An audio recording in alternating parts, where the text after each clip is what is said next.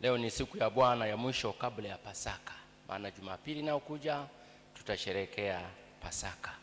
Leo ni siku kuu ya mitende.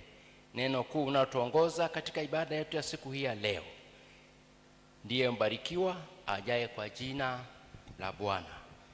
Na tuianze ibada hii takatifu katika jina la Mungu Baba na la Mwana na Roho Mtakatifu. Amen.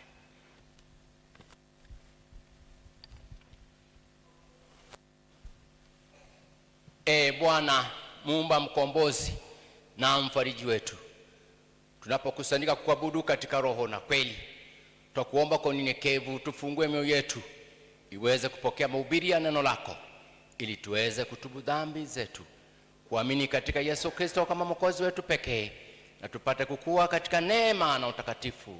Utusikie. Amen. Bwana Mungu wetu yupo hapa juu pamoja nasi. Tumsudie, tumche na tumsikie jinsi anavyotufundisha katika neno lake. Naye Bwana Yesu akisema, pende Bwana Mungu wako kwa moyo wako wote na kwa roho yako yote na kwa akili zako zote na kwa nguvu zako zote, na mpende jirani yako kama nafsi yako. Msaada wetu ni katika jina la Bwana. Pendo wa sharika, tukisema kwamba tuna dhambi tunajidanganya wenyewe, wala kweli haimo mwetu. Tukiziungama dhambi zetu, yeye ni mwaminifu na wa haki, hata tuondolee dhambi zetu na kutusafisha na udhalimu wote.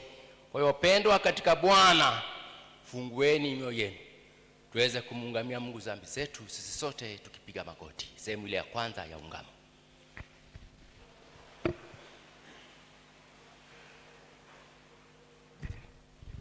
Na tuungame. Mungu Baba, na kuzaliwa katika hali ya dhambi, na ungama mbele zako dhambi zangu zote nilizozifanya kwa kuwaza, kwa kunena na kwa kutenda. Nimekukasirisha mara kwa mara, nikastahili adhabu yako. Usihi kwa rehema yako iliyokuu niena kuniokoa.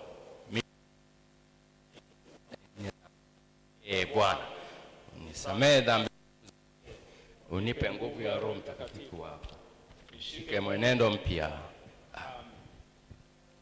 Pendwa washarika, Mungu Mwenyezi, Baba wa rehema, ametuhurumia, akamtoa mwana kwa pekee Yesu Kristo anayeteswa msalabani kwa ajili yetu. Nami nawatangazia kuwa umesamehewa dhambi zako zote katika jina la Mungu Baba na la Mwana na Roho Mtakatifu. Amen. Simameni.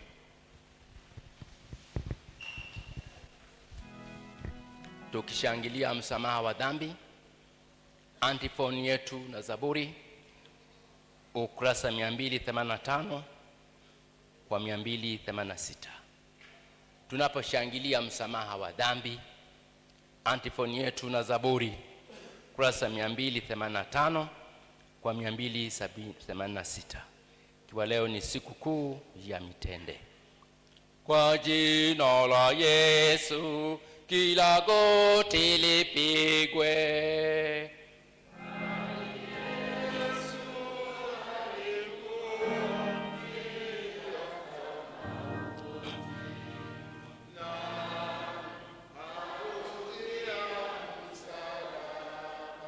Pigieni Bwana vigelegele, enyi wenye haki.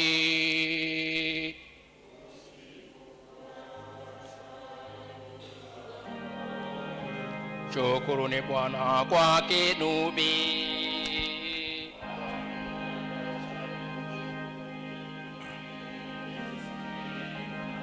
Mwimbieni wimbo mpya.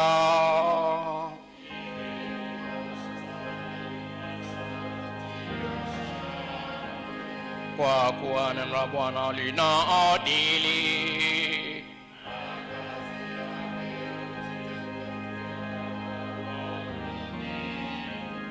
Uzipenda haki na hukumu.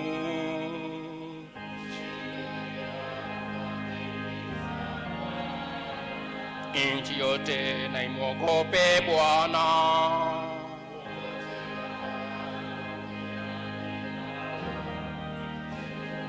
nafsi zetu zinamngoja Bwana.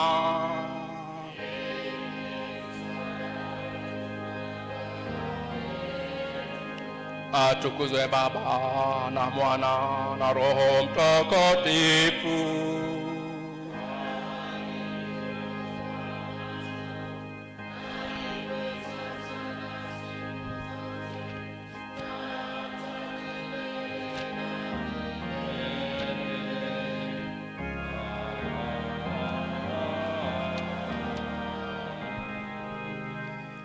Kwa jina la Yesu kila goti lipigwe. Ni Yesu alikuwa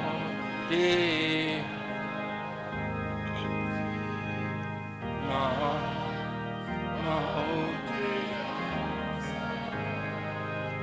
tumwombe Bwana katika amani.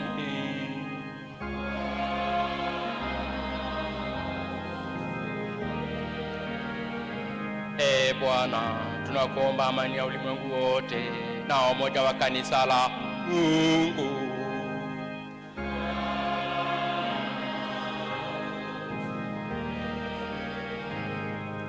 Bwana, tunaomba wote wanaingia nyumbani mwako, Bwana, kuabudu na kukusifu.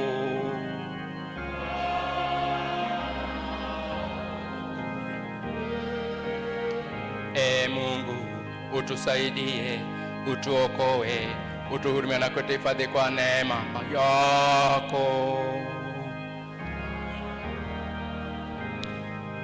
Utukufu ni wa Mungu juu mbinguni.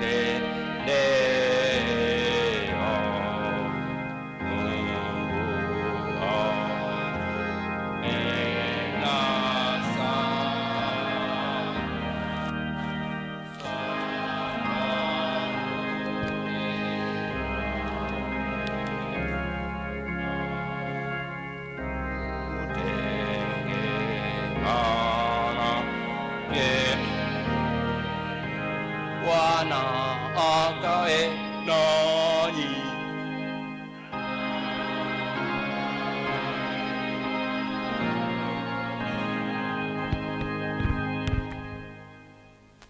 Leo ni siku ya Bwana.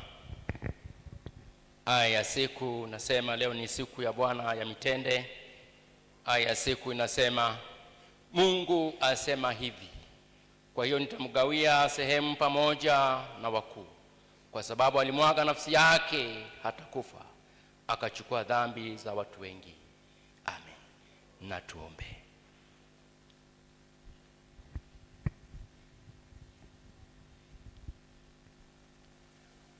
Mwenyezi Mungu wa milele, uliyemtuma Mwokozi wetu, autoa mwili wetu kwa kuwa mtii hata mauti, utujalie tufuate unyenyekevu wake kwa Yesu Kristo mwana wako na Bwana wetu.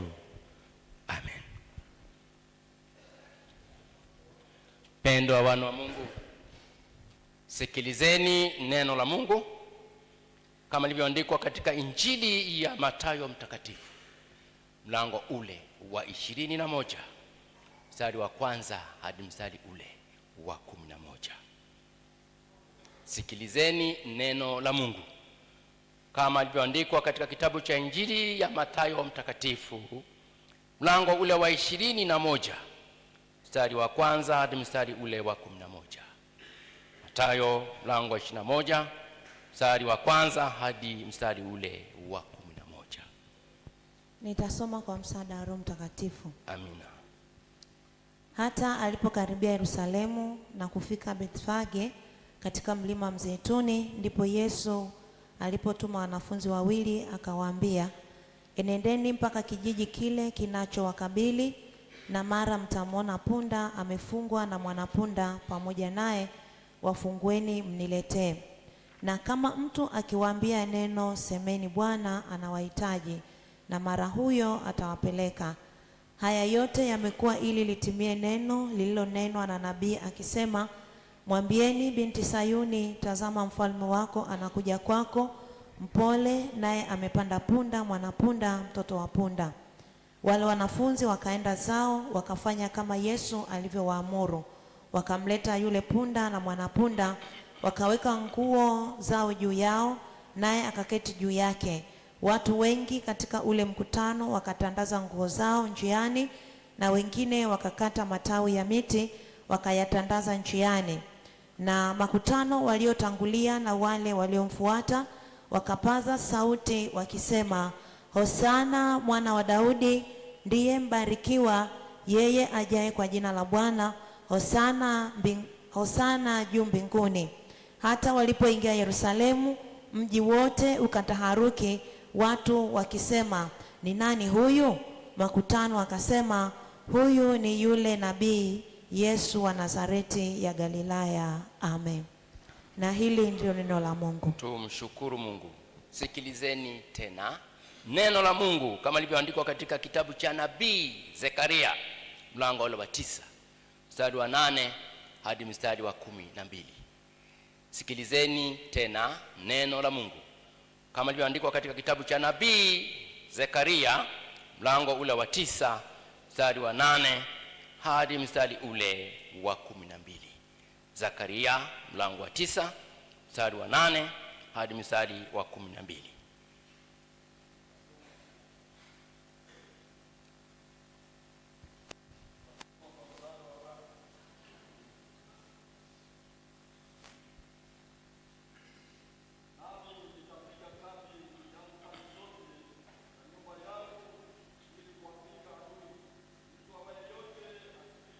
yake wala kurudi, wala mtu aonaye hatapita tena kati yao.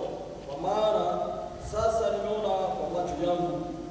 Furahi sana e binti Sayuni, piga kelele e binti Yerusalemu. Tazama mfalme wako anakuja kwako, mwenye haki naye ana wokovu, ni mnyenyekevu, amepanda punda, mwana punda, mtoto wa punda. Na gari la vita nitaondoa liwe mbali na Efraimu, na farasi awe mbali na Yerusalemu, na upinde wa vita utaondolewa mbali. Naye atawahubiri mataifa yote habari za amani, na mamlaka yake yatakuwa toka bahari hata bahari, na toka mto hata misho ya dunia. Na kwa habari zako wewe, kwa sababu ya damu ya agano lako, nimewatoa wafungwa wako katika shimo lile lisilo na maji. Irudieni ngome, enyi wafungwa wa tumaini. Hata hivi leo nasema ya kwamba nitakurudishia maradufu. Amen. Na hilo ndilo neno la Mungu. Tumshukuru Mungu wetu. Tukiri pamoja imani yetu ya Kristo, imani ya Nikea. Imani hii inayotuunganisha sisi na Wakristo wote ulimwenguni mote, ukurasa 257. Imani ya Nikea. Muumba wa mbingu na nchi na vitu vyote vinavyoonekana visivyoonekana, tunamwamini Bwana mmoja Yesu Kristo pekee wa Mungu, mwana wa Baba, Mungu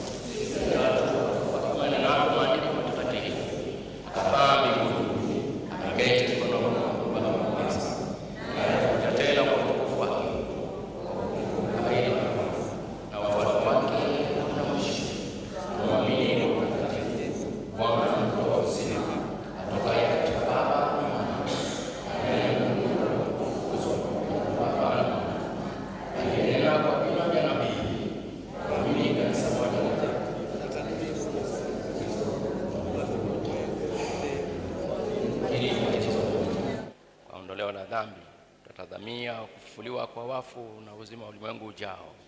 Amen. Kanisa, tuketi.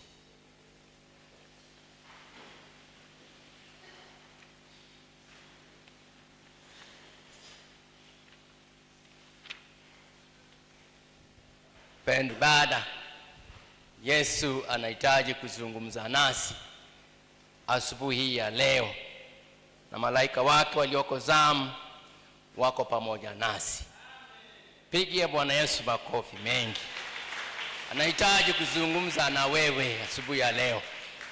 Haleluya, haleluya kanisa. Naomba niwaletee matoleo ya siku ya leo kama ifuatavyo. Matoleo yetu ya tarehe 29 ya mwezi wa 3 mwaka 2026, ikiwa ni Jumapili yetu ya mwisho katika mwezi huu wa 3. Tutakuwa na matoleo aina 4 za matoleo yetu.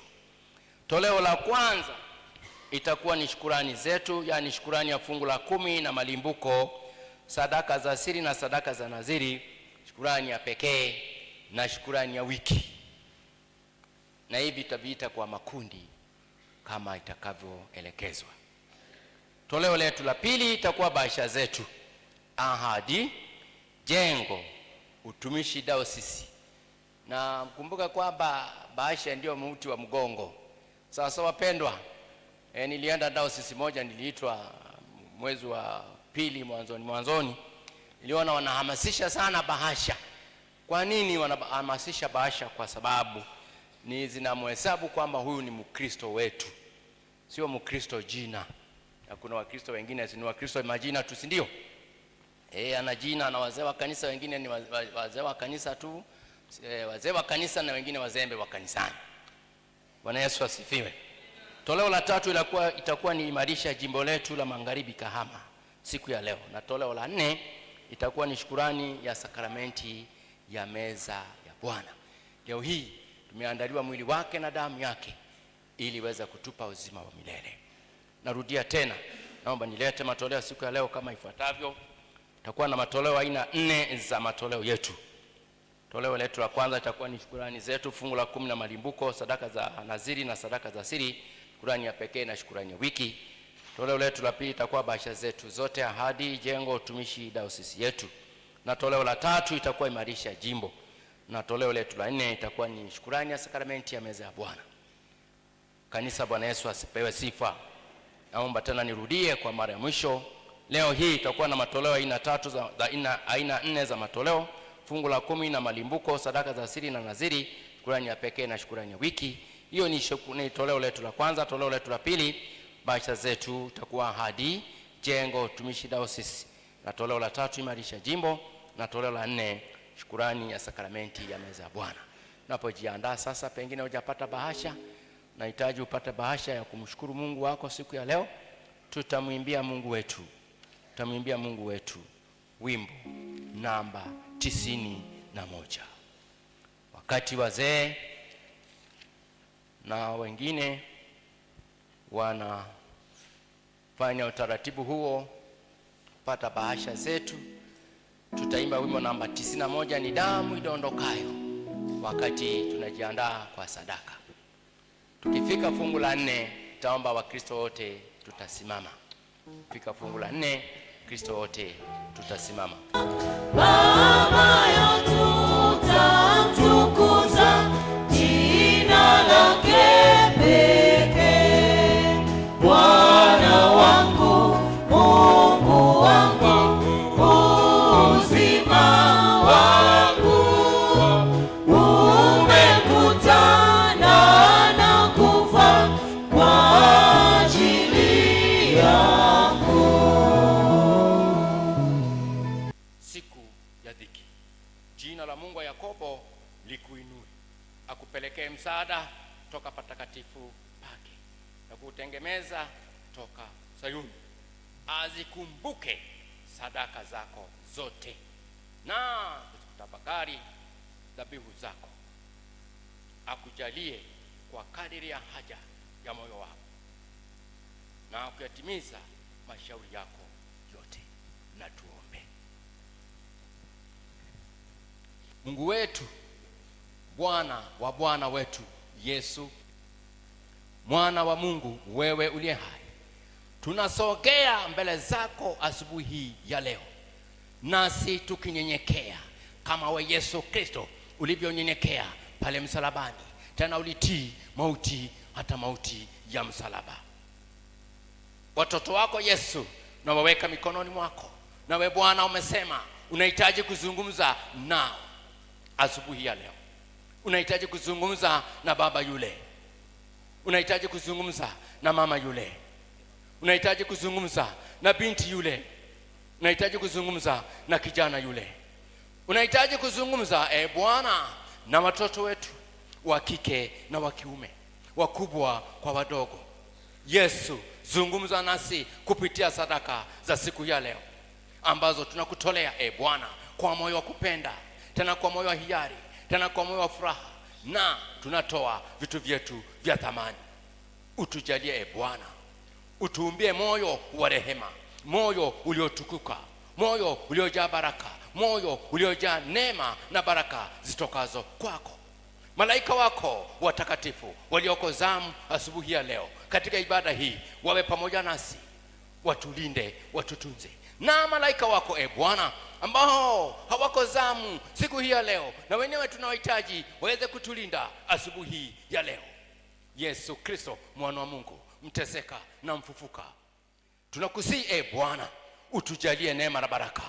Na waleta watoto wako wote hawa, Wakristo wote hawa, wakubwa kwa wadogo, ambao wameingia kwenye nyumba yako asubuhi ya leo, wamekuja kukuabudu wewe katika roho na kweli, na waweka mikononi mwako, na wazingira mbele na nyuma, kushoto na kulia. Yesu, usiwaache sasa. Malaika wako Gabrieli anayetangaza habari njema, atangaza habari njema asubuhi ya leo juu ya matoleo ya siku ya leo. Na malaika wako Mikaeli anayepigana na vita, apigane na vita asubuhi ya leo juu ya wale wanaopinga matoleo ya siku ya leo yasitolewe. Yesu Kristo, nakusihi uwe pamoja nasi. Wabariki watoto wako, bariki biashara zao zote, bariki kazi zao zote, bariki mashamba yao Bwana. Wako wengine asubuhi ya leo wanahitaji Bwana wakutolea sadaka, wakidhimimina kwenye madhabahu yako sadaka za siku ya leo, wakiambatanisha na sadaka zao, maana mioyo yao Bwana wameitoa mbele zako Yesu. Wewe ni Mungu, hakuna Mungu mwingine isipokuwa ni wewe. Bariki biashara zao, bariki maduka yao Bwana, bariki kazi ya mikono yao Bwana. Wapo wengine wanafanya kazi za ofisini, wameajiriwa Yesu, na wenyewe nakusihi uwalinde, wape neema na baraka. Wako wakulima, Mungu wabariki, walime kwa amani na baraka, maana wanahitaji mashamba yao yasitawi vizuri na endelee kumea sawa sawa na mapenzi yako Bwana. Wako wengine Bwana ni wafanya biashara, wanafanya biashara katika maduka, katika kazi zao, katika viwanda mbalimbali. Yesu Kristo, nakusihi na wenyewe uwalinde, watunze, wapiganie, na watakapoondoka mahali hapa kwenda kwenye kazi zao, Mungu kawajalie neema na baraka. Na mimi natangazia baraka, wakazipokee baraka zitokazo kwako Bwana, maana wewe ni Mungu. Hakuna zisha yule adui alaye nafaka zao, na mseta kuzimu, na ashindwe na akanyamaze kimya, kwa jina la Yesu na kwa damu ya Yesu, kwa jina la Yesu na kwa damu ya Yesu. Wewe shetani unyamaze kule uliko, huna fungu lolote wala sehemu yoyote, na kunyamazisha kuzimu na kufungia Bwana, maana wewe una vikao ulivyoandaa ili watoto wa Mungu wasitoe sadaka siku ya leo, na kuseta kuzimu ushindwe, ukanyamaze kimya. Pengine una vimikutano ulioiweka kule kuzimu, na iseta kuzimu, nyamazisha, ishindwe na ikanyamaze kimya katika jina la Yesu Kristo wa amani.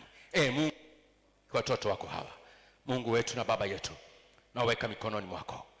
Bariki baba yule, bariki mama yule, bariki binti yule, bariki kike na wakume, wakubwa kwa wadogo, maana wanakutolea katika roho na kweli. Watatoa sadaka zao, wataleta bacha zao, wataleta fungu la 10 na malimbuko, wataleta sadaka za asina na zile, wataleta shukrani ya pekee na shukrani ya wiki, wakikukumbuka Mungu. Wataleta ahadi zao Bwana, wataleta jengo, wataleta utumishi dayosisi yetu, tena watakutolea imarisha jimbo letu la Magharibi Kahama, tena watatoa shukrani ya sakramenti ya meza ya Bwana, maana siku hii ya leo umetuandalia mwili wako na damu yako Bwana. Asante Yesu Kristo, mwana wa Mungu aliye hai. tunakuja mbele zako, tunasogea madhabahuni pako. Utubarikie Bwana, utupe mimi haya umesikia na utatenda sasa mapenzi yako. Ni katika jina la Mungu Baba na la Mwana na Roho Mtakatifu, amen. Pokeeni baraka zake ninyi nyote ambao sasa mtaenda kumtolea Mungu sadaka zenu. Bwana Mungu akubarikie na kukulinda. Bwana Mungu akuangazie nuru za uso wake. Bwana Mungu akuinue uso wake na akupe amani yake. Na Bwana awabariki, awalinde tangu sasa mlipoingia hata mtakapotoka, katika jina la Mungu Baba na la Mwana na Roho Mtakatifu, amen. Kanisa tuketi sasa. Sasa nianze kuita kwa makundi wanaokuja kumshukuru Mungu wao, tukiongozwa na praise team. Shukrani ya fungu la 10 na malimbuko. Karibuni kwenye shukrani ya fungu la 10 na malimbuko. Joeni madhabahuni pa Bwana kwenye shukrani ya fungu la 10 na malimbuko.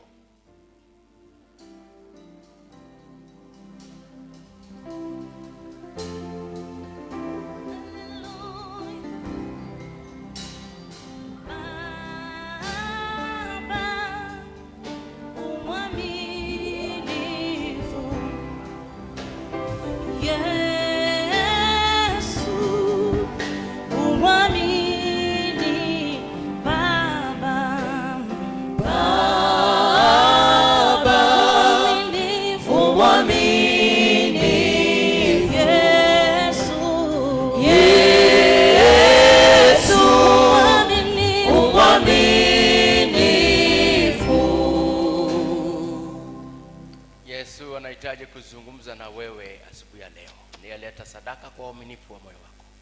Neno la Mungu linasema katika kitabu kile cha Isaya 60 mstari ule wa 1, ondoka uangaze, kwa kuwa nuru yako imekuja na utukufu wa Bwana umekuzukia. Bwana Mungu akubarikie na kukulinda. Bwana Mungu akuangazie nuru za uso wake.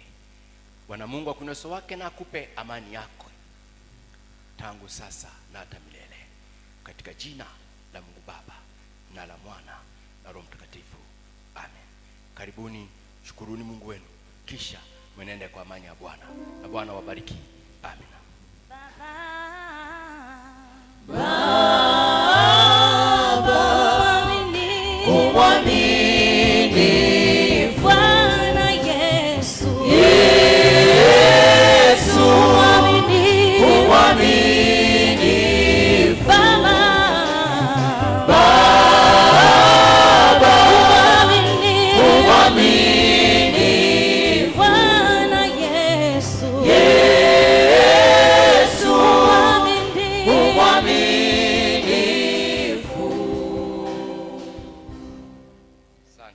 Asanteni sana. Niwaalike wale wote wanayemshukuru Mungu wao asubuhi ya leo. Sadaka za naziri na sadaka za siri. Sadaka za naziri na sadaka za siri. Karibuni sana katika madhabahu hii. Sadaka za siri na sadaka za naziri. Nimekuona uaminifu, nimekujua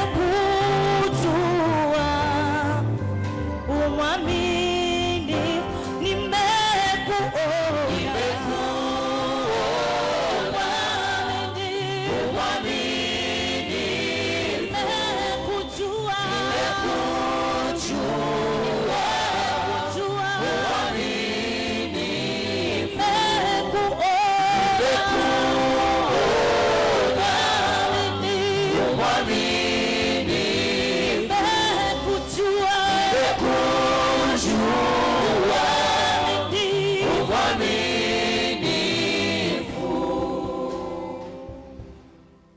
Yesu anahitaji kuzungumza na wewe asubuhi ya leo katika sadaka unazomtolea Mungu. Fungue moyo wako sasa. Yesu anahitaji kuzungumza na wewe. Katika Zaburi ile tuliyoisoma, Zaburi mlango ule wa 20 na mstari ule wa 1, anasema Bwana akujibu siku ya dhiki yako.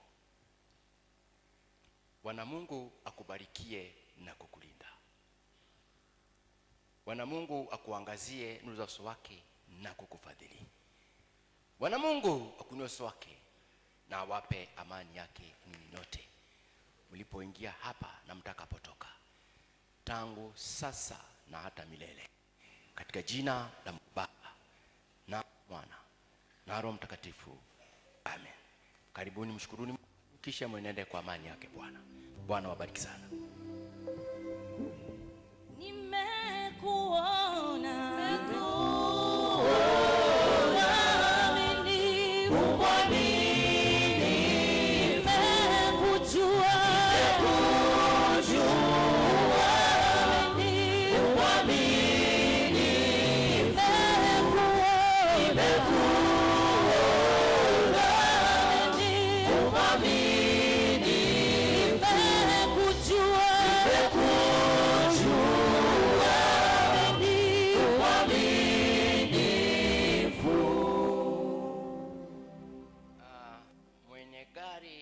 namba hizi DVR 605, tunamuomba aende nje, amepaki vigari vibaya. Mwenye namba hizi DVR 605, tunamuomba aende nje sasa, akairekebishe gari yake na ipaki vizuri. Bwana wabariki sana, asanteni sana. Niwaalika wale watu wanamshukuru Mungu wao kwa ajili ya shukrani ya pekee. Shukrani ya pekee hali hapa, wale wote wa shukrani ya pekee. Nimekuona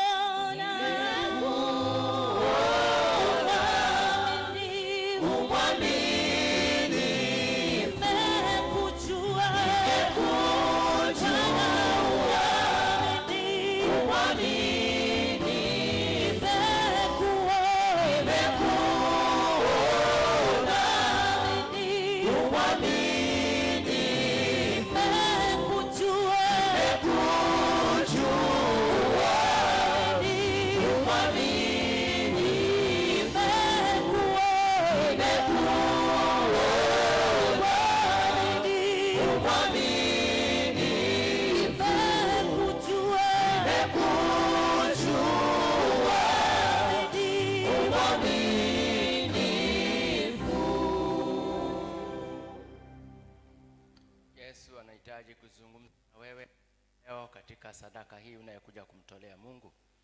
Katika maandiko yake ya kitabu cha Injili ya Yohana Mtakatifu mlango wa 3 na mstari wa 16, neno la Mungu linasema, kwa jinsi hii Mungu aliupenda ulimwengu hata akamtoa mwanawe pekee ili kila mtu asipotee bali awe na uzima wa milele.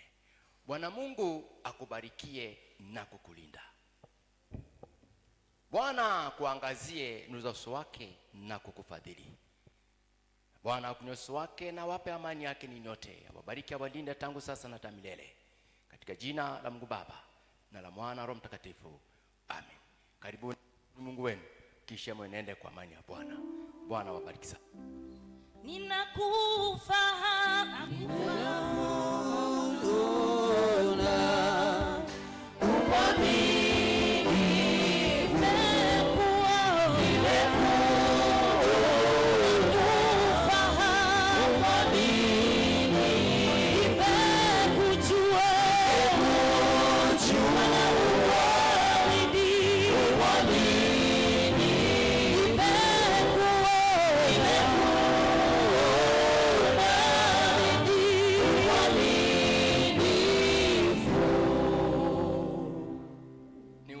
wale wote wanemshukuru Mungu wao siku ya leo, shukurani ya wiki. Karibuni katika madhabahu hii, shukurani ya wiki. Karibuni sana. Baba umwaminifu, Yesu umwaminifu, Baba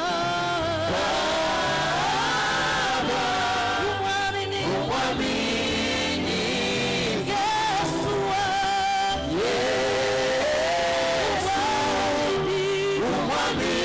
umwaminifu, Bwana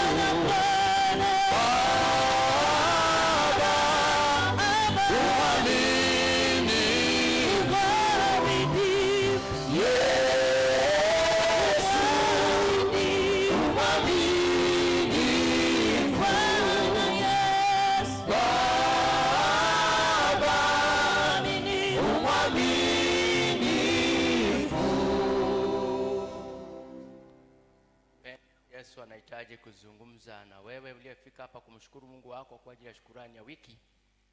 Moyo wako uelekeze kwa Bwana azungumze na wewe asubuhi ya leo. Katika Zaburi ya 118 mstari wa kwanza na kuendelea, nasema, shukuruni Bwana kwa kuwa ni mwema, fadhili zake ni za milele. Israeli naseme sasa ya kwamba fadhili za Bwana ni za milele. Bwana Mungu kie na kukulinda.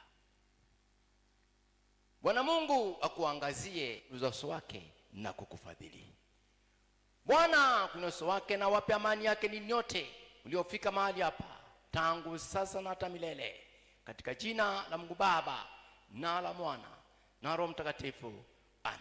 Karibuni mshukuruni Mungu wenu, kisha mwenende kwa amani ya Bwana, na Bwana wabariki sana. Amina.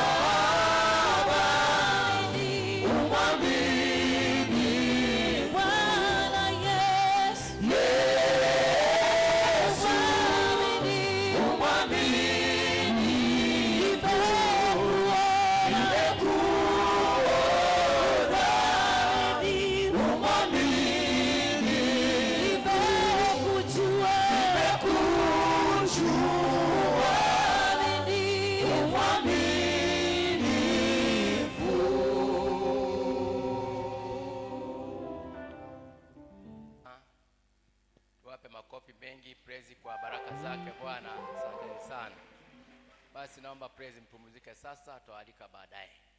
Kanisa, Bwana Yesu asifiwe. Sasa naomba nitoe maelekezo kama ifuatavyo. Sasa tutatoa shukrani ya wiki kwa Wakristo wale ambao tukufika madhabahuni pa Bwana. Pengine ulifika lakini moyo wako bado unakusukuma utoe, tunakukaribisha pia. Kwaya ya Msamaria mtakuwa mnatuongoza. Naomba niseme matoleo ya kama ifuatavyo ili tuende vizuri na ratiba yetu isiharibike. Tunaenda na muda, tunataka tuwatoe muda ule ule. Hatupendi tupoteze muda. Kwaya ya Msamaria, mkae kwenye eneo lenu, mtatutangulia kutoa sadaka. Mara baada ya shukrani ya wiki tutatoa bahasha zetu. Kwa kwaya ile moja, ule wimbo moja, tutatoa bahasha zetu. Kama una bahasha basi hebu ichukue bahasha yako. Kama ni mgeni basi sawa, tunakualika na wewe utoe sadaka, maana sadaka ni sehemu ya ibada. Sadaka ni sehemu ya ibada. Mara baada ya shukrani ya wiki, bahasha zetu zote. Kwaya ya Msamaria mtakuwa mnatuongoza. Atabaki matoleo mawili baadaye. Wakati tunajiandaa kuingia sakramenti ya meza ya Bwana, tutatoa toleo la jimbo. Bwana wabariki sana. Wanapunda. Na kama mtu akiwauliza semeni Bwana anamuhitaji.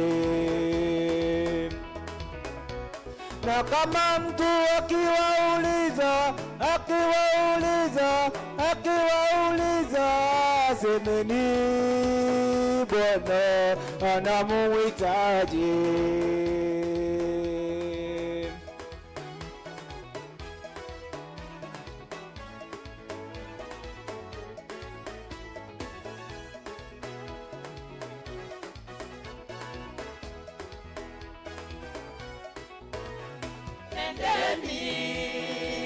Paka kijiji kile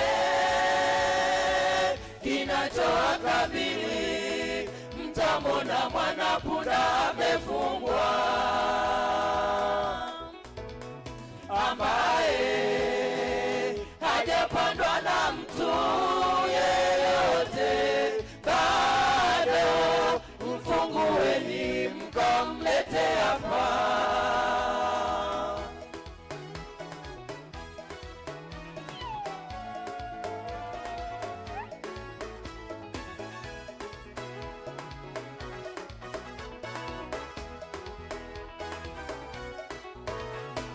Yesu aingia Yerusalemu kwa shangwe, kwa shangwe. Watu watandaza nguo zao, apite mfalume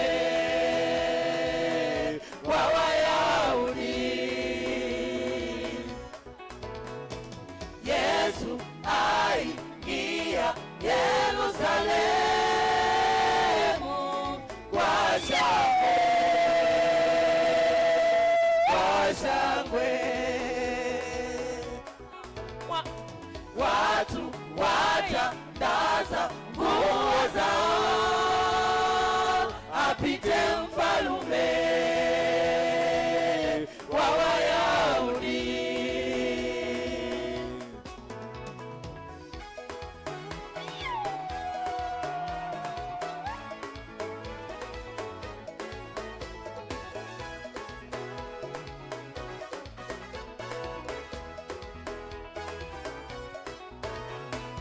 Yesu aingia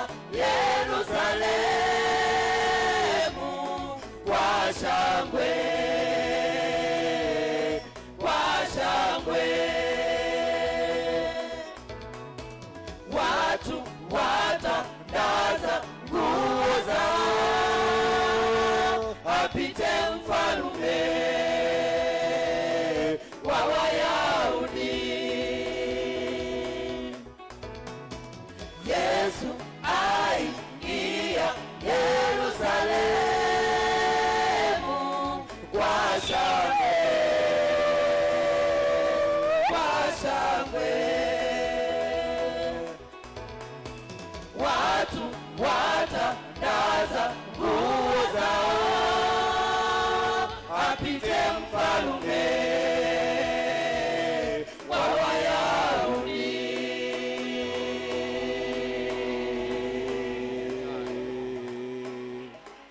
Asanteni sana, asanteni sana. Ongeza makofi kwa ajili ya kwaya Msamaria. Asante sana, asante sana. Mungu awabariki sana. Kanisa, Bwana Yesu asifiwe. Kuna mambo mengine tutayafanya baadaye. Nialike sasa praise mwalete watoto wetu waje wapokee baraka pamoja na walimu wao. Acha mimi nitashinda, Nishike mkono Bwana, ukiniacha. acha mimi nitashinda, Nishike mkono Bwana Mesia, ukiniacha mimi nitashinda. Kanisa, Bwana Yesu asifiwe. Leo nitawakilisha watoto mimi mwenyewe, mstari wao wa moyo moja tu nitausema, alafu watakwenda darasani. Mstari wangu wa moyo ni ile Isaya 60 mstari wa kwanza unasema, ondoka uangaze, kwa kuwa nuru ya Bwana imekuja na utukufu wa Bwana utakuzukia. Bwana Mungu akubarikie na kukulinda. Bwana Mungu akuangazie uso wake na kukufadhili. Bwana uso wake na Bwana na wape amani yote tangu sasa na milele. Katika jina la Baba, Mwana, Roho Mtakatifu. Amen. Praise watoeni watoto wetu sasa waende kujifunza kwa amani. Nishike mkono Bwana Mesia, ukiniacha mimi nitashindwa. Nishike mkono Bwana Mesia, ukiniacha mimi nitashindwa. Nishike Bwana Mesia, ukiniacha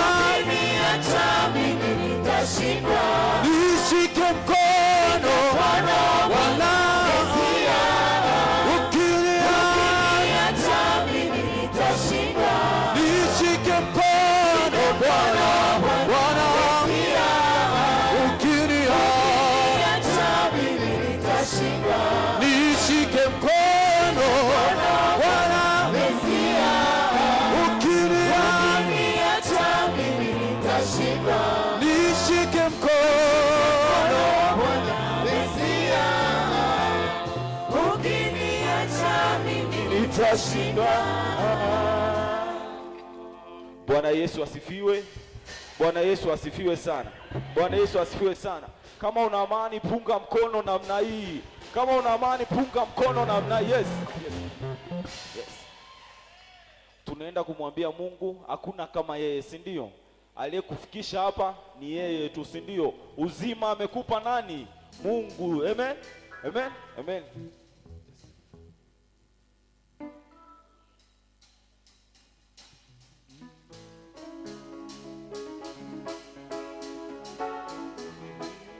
Tucheze namna hii tu. Unacheza taratibu.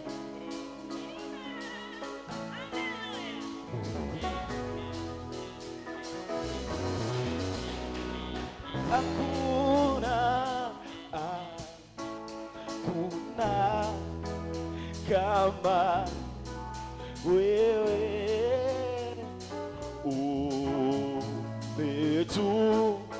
umetukuka milele. Hakuna kama wewe, umetukuka Yesu, Umetukuka milele. sijasikia sema hakuna kama wewe, umetukuka milele.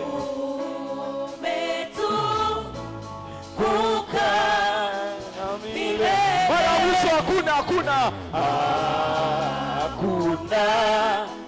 kama wewe Bwana, umetukuka milele.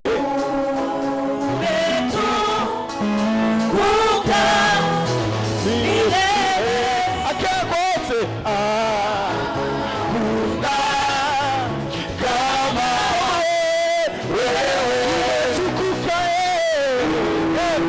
umetukuka milele.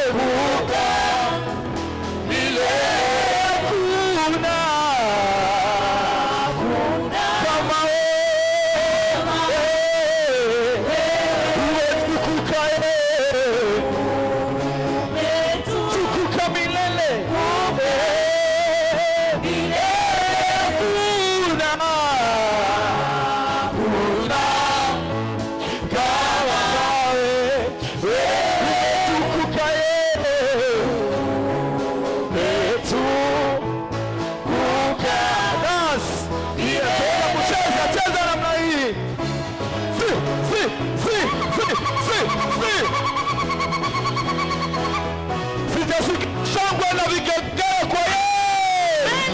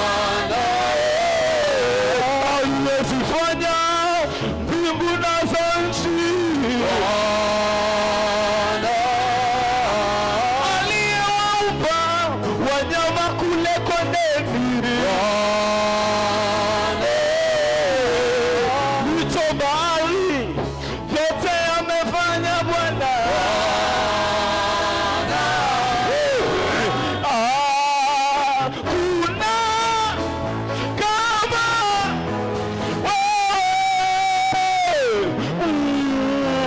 Umetulia kukaia. Piga kelele kwa Bwana. Shangilia. Sifu Bwana. Wa mabwana. Shangilia.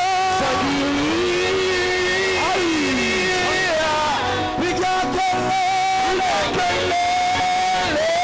kwa Bwana. Shangilia. Sifu Bwana. Wa mabwana. Ametukuka milele. Ametukuka Yesu. Tunakwenda kucheza sasa. Twende.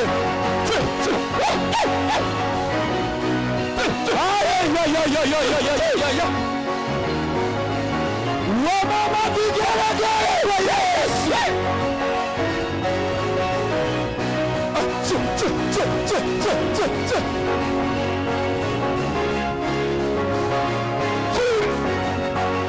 Unaweza kuongeza tena shangwe.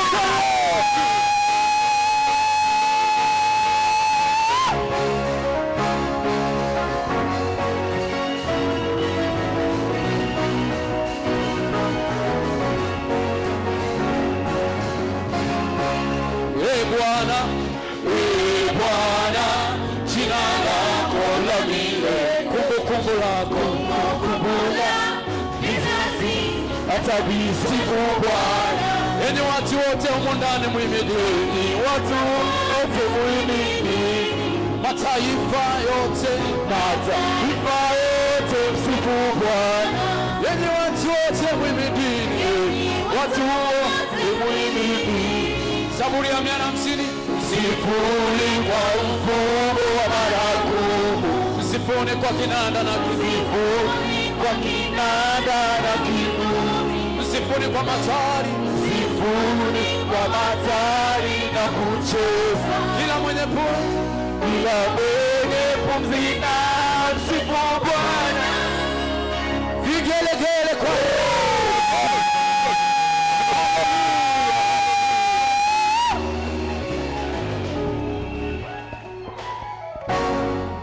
sana. Ongeza makofi mengi na vigelegele.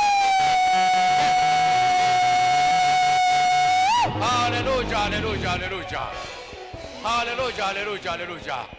Pigie Bwana makofi na vigelegele vingi, maana yeye ameshinda. Asanteni sana. Tungali tumesimama, wapendwa wa sharika, tufungue mioyo yetu. Yesu sasa anahitaji kuzungumza nasi kwa njia ya neno lake. Wimbo namba 1, fungu la kwanza tu peke yake, liko moja tu, na atasikia mahubiri ya neno la Mungu. Yesu anahitaji kuzungumza na wewe. Wewe naye kujaga kanisani kusumbua wengine. Sasa leo hakuna kusumbua wengine, si ndio? Wewe naye kujaga kusumbua wengine, unafanya kanisa kama soko. Hapa sio sokoni, ni ibadani. Haleluya, mpigie Bwana Yesu makofi mengi. Wewe unayependaga kusumbua wengine, usisumbue wengine. Alafu unaanza kwa mazungumzo, unaanza kujadili. Kuna kipindi fulani watu walikuwa wanajadili habari za mnadani. Siku ya Jumapili nilienda usharika moja, watu wakawa wanajadili habari za mnadani, kwamba likawe mbegu ndani ya mioyo yetu, kila mmoja anayesikia Bwana, mbegu hii ikaote, kizazi cha kwanza, cha pili na cha 4, wote wakutukuze wewe Bwana Mungu wetu wa kweli. Neema yako ikawafunike watoto wako. Ninakemea kila aina ya uovu wowote Bwana, ikanyamaze kimya. Wewe Mungu kajitwalie utukufu, maana tuko hapa kwa ajili ya kuabudu wewe na ukusikiliza wewe Mungu wa kweli. Asante Mungu wetu na Baba yetu, hata sasa unatenda na zaidi ya kutenda, katika jina la Mungu Baba, Mwana na Roho Mtakatifu, amen. Bwana Mungu, mekuja kwako, nifanye kama upendavyo. Bwana Mungu, tumekuja kwako, tufanye kama upendavyo.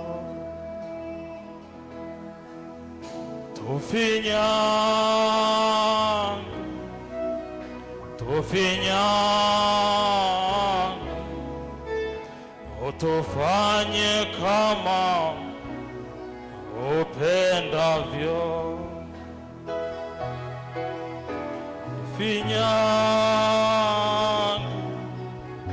Tufinyange,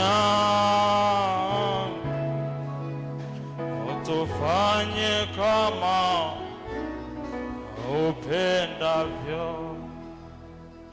Tumepewa neno la Mungu kutoka kitabu cha Zekaria sura ya 9 mstari wa 8 na wa 12.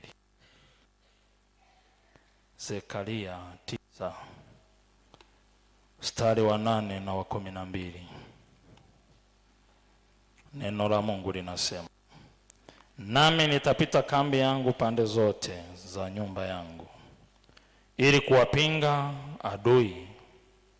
Mtu awaye yote asipite ndani yake wala kurudi, wala mtu aonaye hapati tena kati yao.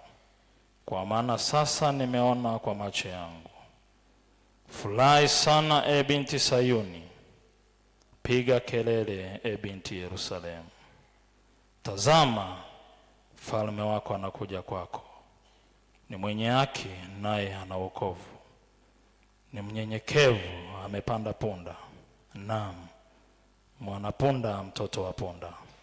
Na gari la vita nitaliondoa liwe mbali na Efraimu, na farasi hawe mbali na Yerusalemu, na upinde wa vita utaondolewa mbali naye. Atawahubiri mataifa yote habari za amani. Na mamlaka yake yatakuwa toka bahari hata bahari, na toka mto hata miisho ya dunia. Na kwa habari zako wewe, kwa sababu ya damu ya agano lako, nimewatoa wafungwa wako katika shimo lile lisilo na maji. Irudieni ngome, enyi wafungwa wa matumaini. Hata hivi leo nasema ya kwamba nitaurudishia maradufu. Amen. Wakristo, naomba tuketi. Bwana Yesu asifiwe. Bwana Yesu asifiwe. Tunamshukuru Mungu aliyetupa neema tena ya kuja mezani pake kwa ajili ya kula na kunywa. Na leo tunapewa kutafakari neno la Mungu ambalo ilikuwa ni unabii wa Zekaria. Anatabiri yatakayotokea katika mji wa Yerusalemu. Historia inasema Yerusalemu katika kipindi cha utawala wa Melkizedeki iliitwa Salemu. Maana yake amani, utulivu. Maandiko yanaonesha huu mji ulitengwa na Mungu mwenyewe kwa ajili ya utukufu wake.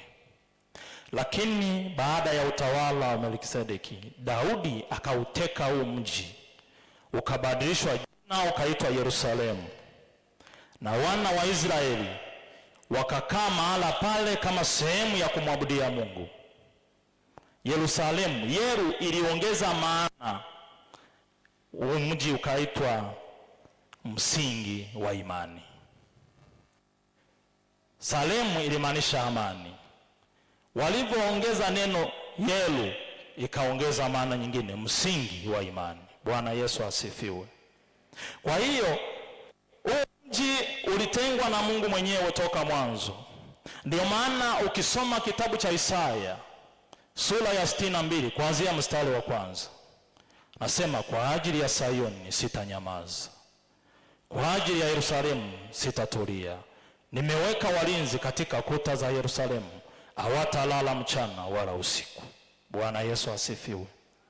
Mungu aliweka mpango wake maalum kwamba msingi wa ukombozi wa mwanadamu utapatikana wapi? Yerusalemu.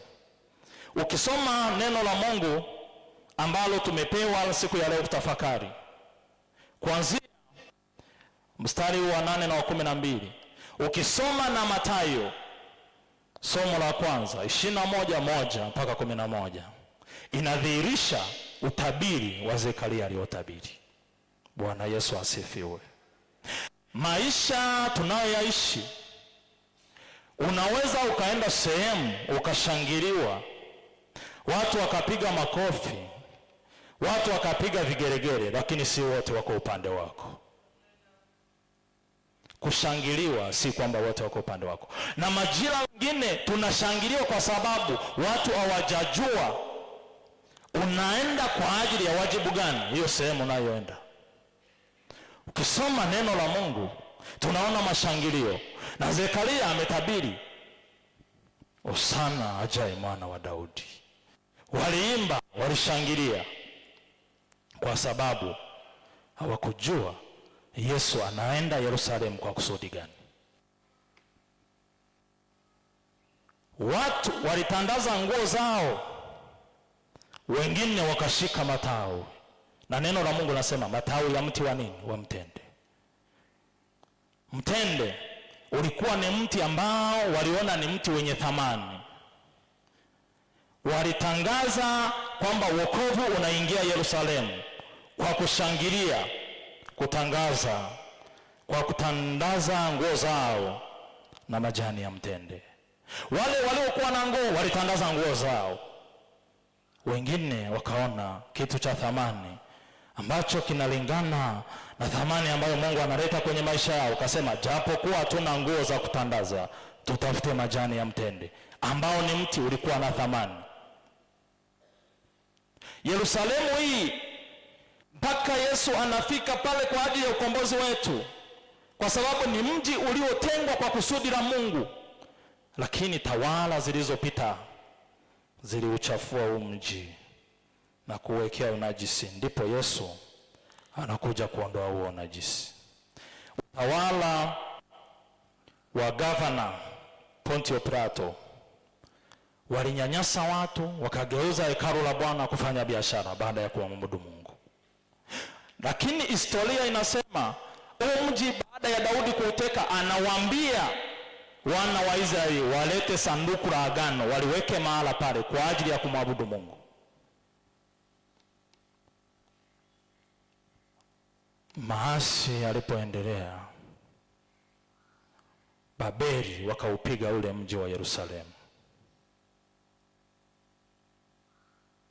Akaja Ezra na Nehemia kwa ajili ya matengenezo. Na hiyo yote ni kusudi la Mungu, kwa sababu tokea mwanzo Mungu ametenga huu mji kwa ajili ya ukombozi na kwa ajili ya msingi wa imani. Kwa hiyo ulipoharibiwa, Mungu anainua watu wengine kwa ajili ya kutengeneza huu mji. Ezra na Nehemia wanafanya maandalizi kwa ajili ya ukombozi unaokuja. Mji huu ukaingia utawala wa Rumi. Ndipo wakaanza kufanya biashara kwenye hekalu la Mungu baada ya kumwabudu Mungu. Waliposikia habari za kuja kwa Yesu, watu wote walishangilia. Na neno la Mungu tulilosoma Mathayo 21:1 mpaka 11 nasema mji ukajawa na taharuki, watu wakashangilia. Kwa nini walishangilia? Maana yake hata wale waliokuwa wanafanya biashara walishangilia. Unaweza ukajiuliza swali, kwa nini na wafanya biashara walishangilia? Walishangilia kwa sababu hawakujua Yesu anaingia Yerusalemu kwa ajili ya kusudi gani. Alipofika Yerusalemu na kuanza wajibu wake na kuanza kusafisha ili hekalu la Bwana, wale walioshangilia wakasema huyu mtu hafai, huyu mtu hafai. Kwa sababu gani? Amegusa maslahi yao. Bwana Yesu asifiwe. Bwana Yesu asifiwe.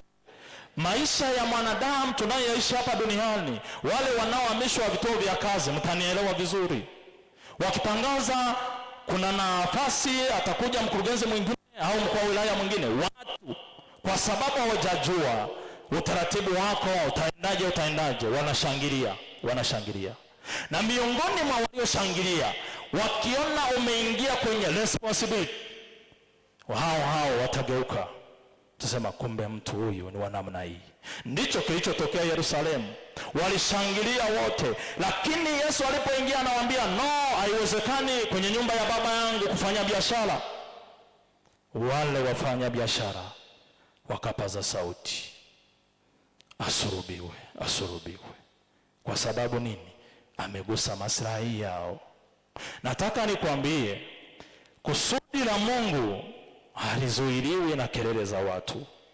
Kusudi la Mungu linatimia kwa majira na kwa wakati. Na haya yalikuwa ni majira ya kukombolewa kwa mji wa Yerusalemu. Yalikuwa ni majira ya Mungu kuanzisha msingi wake wa imani kwa watu wake.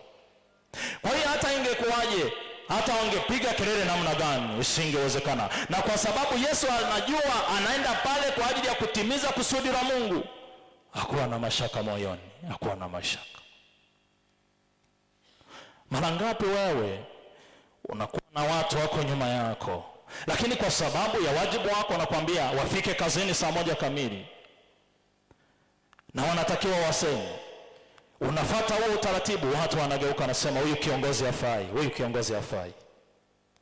Na kwa sababu watu wengi wanapenda sana kushangiliwa na watu wengi kuona wako nyuma yao, anaweza akabadilisha utaratibu, asifuatilie. Watu wameseni sawa, hawajaseni sawa. Lakini Yesu anasema no, lazima nitimize kusudi la Baba alilonituma kufanya.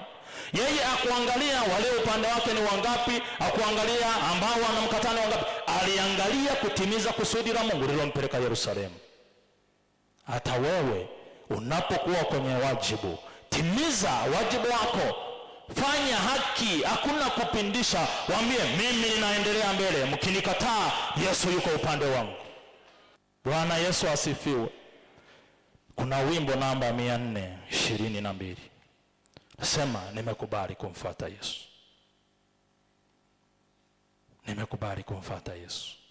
Nasema baba na mama wakiniacha, sitarudi. Ninyang'anye vyote, niachie nani? Yafike majira ambayo una ujasiri wa kusimama hata peke yako, unasema ninyang'anye vyote lakini niachie Yesu.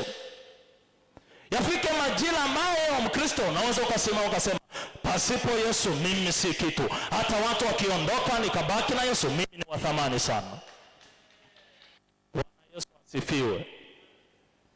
Mashaka yetu na hofu na wasiwasi unaondoa kusudi la Mungu katikati ya maisha yetu.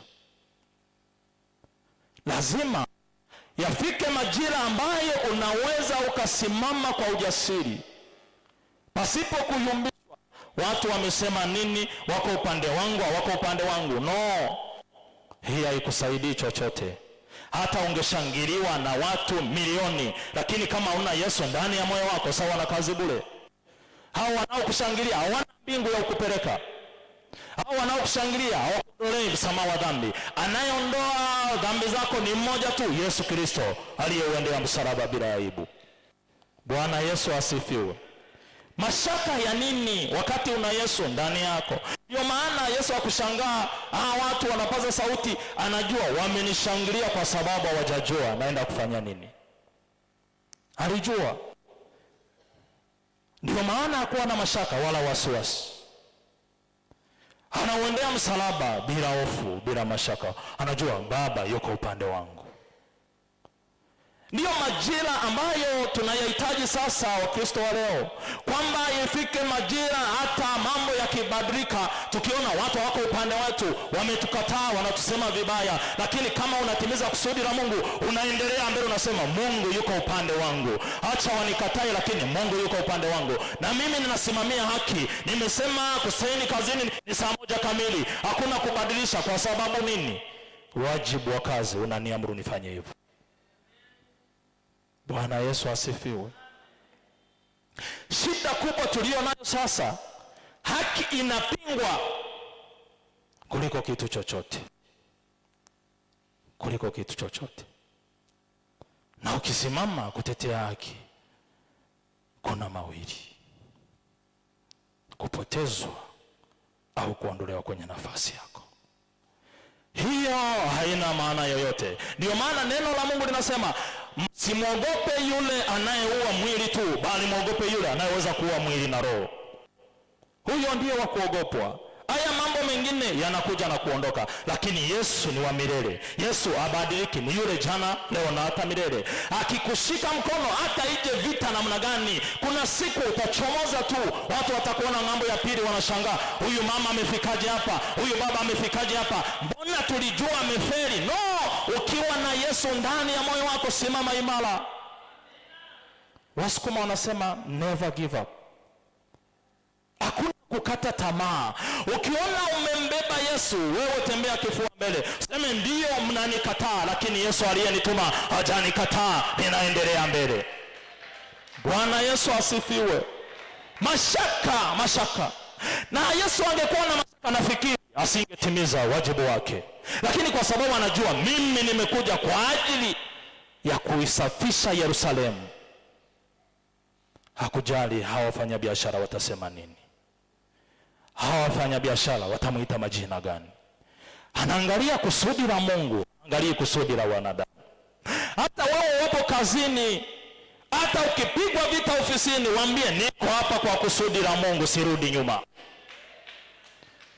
Huyu dada hafai kwenye ofisi hii, ndio sifai kwenu, lakini ninafaa kwa Yesu aliyenileta hapa. Bwana Yesu asifiwe. Tembea kwa ujasiri, timiza kile Mungu alichoweka ndani ya moyo wake. Maana utabiri huu ulitabiriwa toka zamani. Ukisoma Isaya 26 mstari wa kwanza, anasema siku ile wimbo huu utaimbwa katika nchi ya Yuda.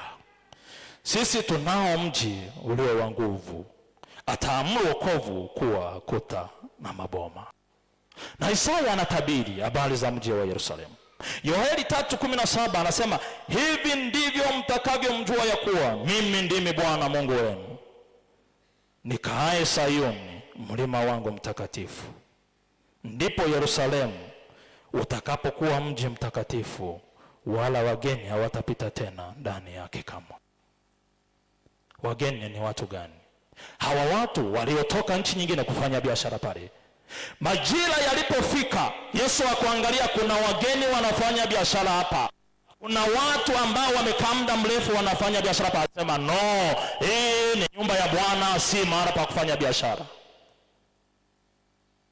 Hakurudi nyuma, hakuangalia maumivu anayoenda kuyapata, alitimiza kusudi lake. Ndugu zangu, tunayo majira hata sasa. Yawezekana unakaa kwa mashaka kwenye ofisi hiyo ambayo unafanya kazi. Yawezekana ni kwenye kampuni unakaa kwa mashaka. Nataka nikwambie, ondoa mashaka, Mungu yuko upande wako.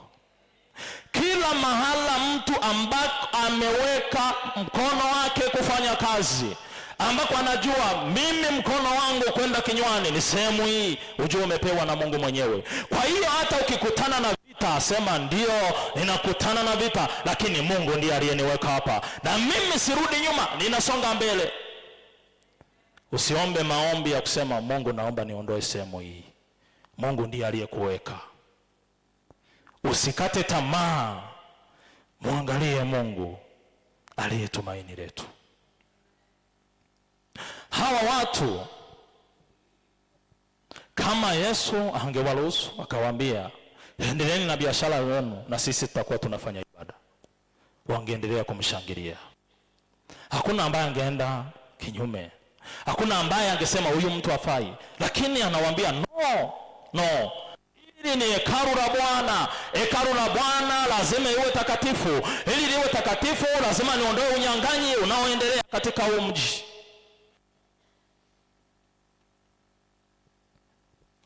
Ambao mebahatika kusoma historia ya wana wa Israeli na huu mji wa Yerusalemu.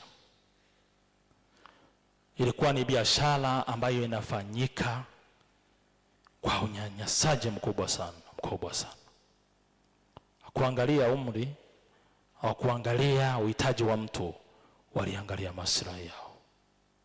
Pontio Pilato alikuwa ndiye gavana enzi hizo, aliwanyanyasa watu, akujali.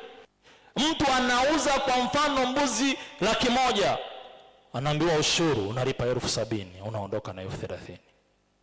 Imagine maisha ya namna hiyo. Hawa watu waliobaki kushangilia ni wale ambao waliona Yesu amekuja kuondoa mizigo walioibeba kwa muda mrefu. Walioona wamenyanyaswa muda mrefu, hao waliendelea kushangilia. Wengine wanasema asulubiwa, wanasema no, huyu ndio sana mwana wa Daudi. Kwa sababu gani? Waliteseka muda mrefu, ukombozi ukaja mara moja. Haijalishi umekaa mahala kwa muda gani, nikwambie Mungu akiamua kubadilisha mazingira, hata kama umekaa miaka 10 ukipata raha tokayo kwa Mungu, ndani ya mwaka mmoja unasahau miaka 10 ya mateso. Huyo ndiye Mungu. Anasema siku moja ni sawa na miaka 1000. Maana yake nini? Pito unalolipitia, hata kama umepita una miaka mingi, Mungu anaweza kulibadilisha. Hiyo miaka 20 uliyoteseka, ikaja miaka 2 ukasahau kama uliteseka miaka 20. Bwana Yesu asifiwe.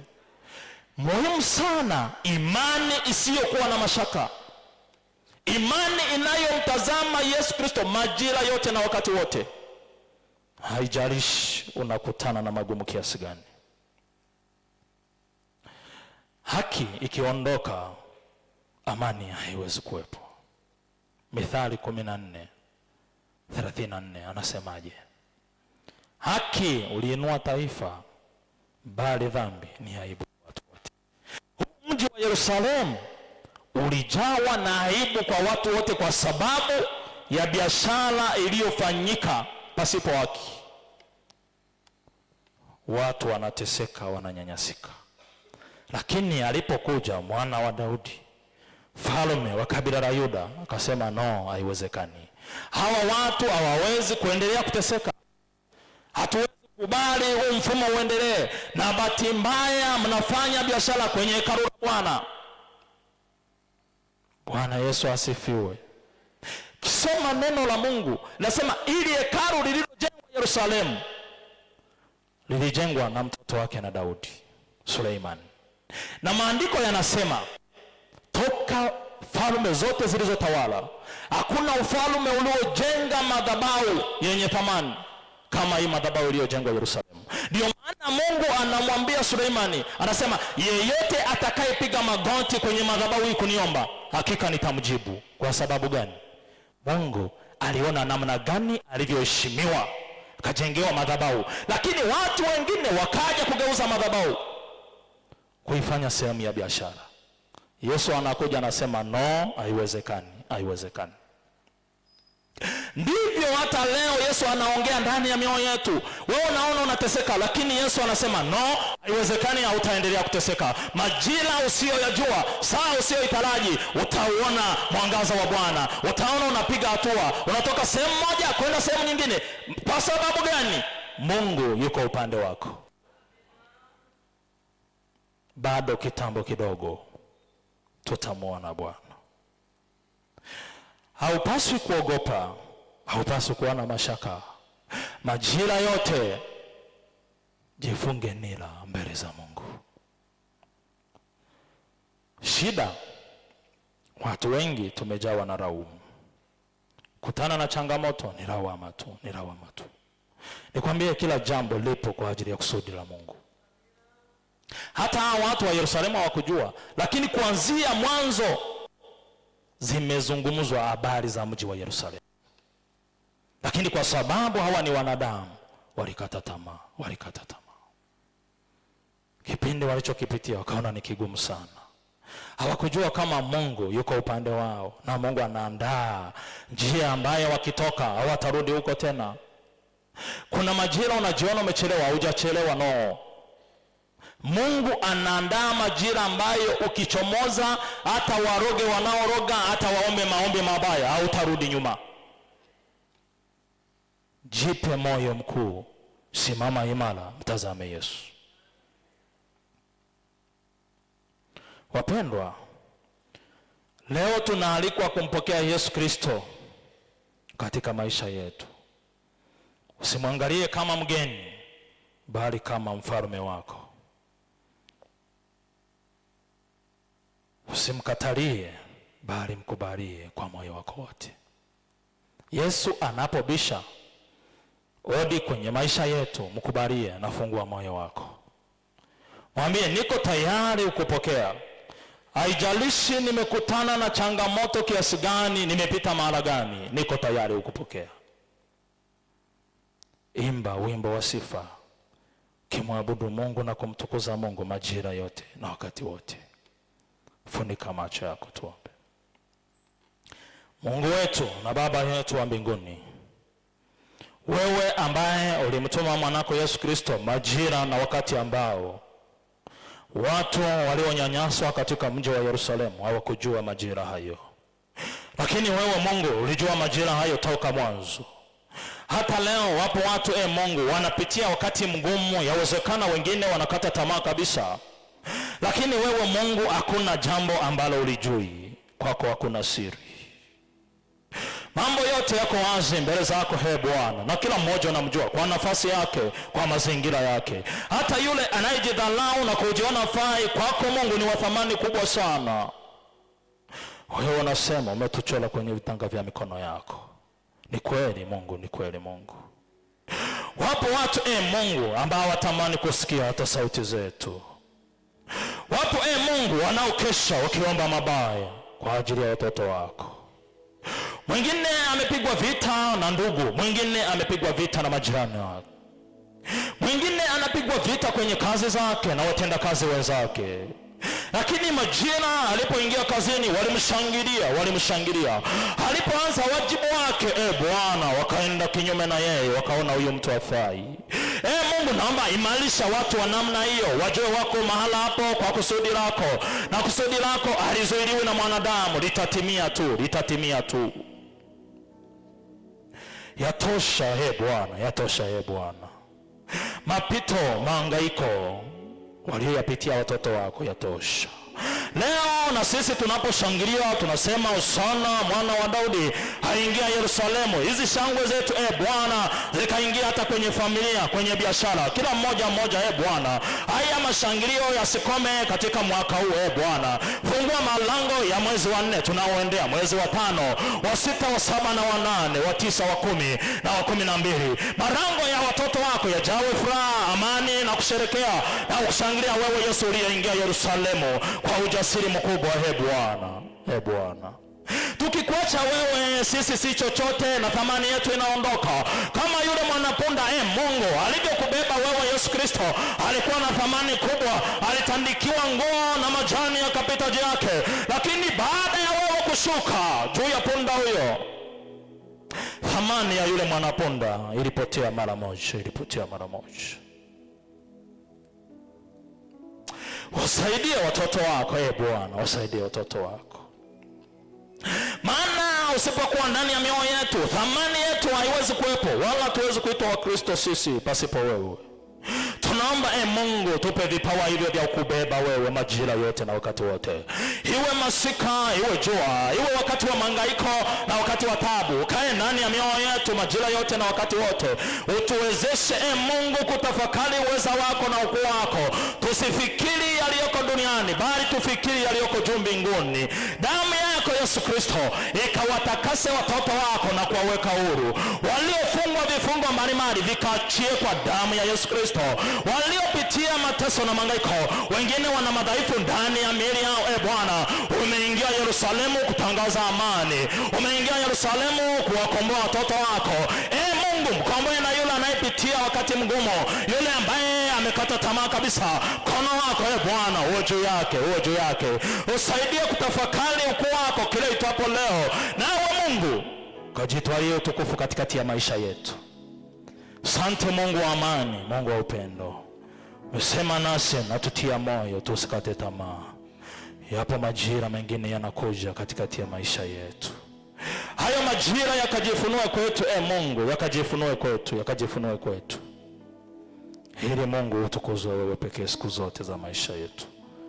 Katika jina la Mungu Baba, Mwana na Roho Mtakatifu. Amen.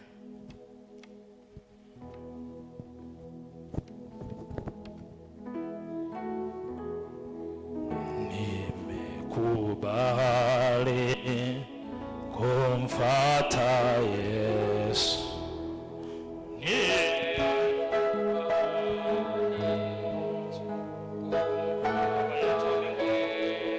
Asante kwa namna unavyosema na kanisa lako na watoto wako. Neema yako ni kubwa mno kuliko kitu chochote. Saidia. Usiwe na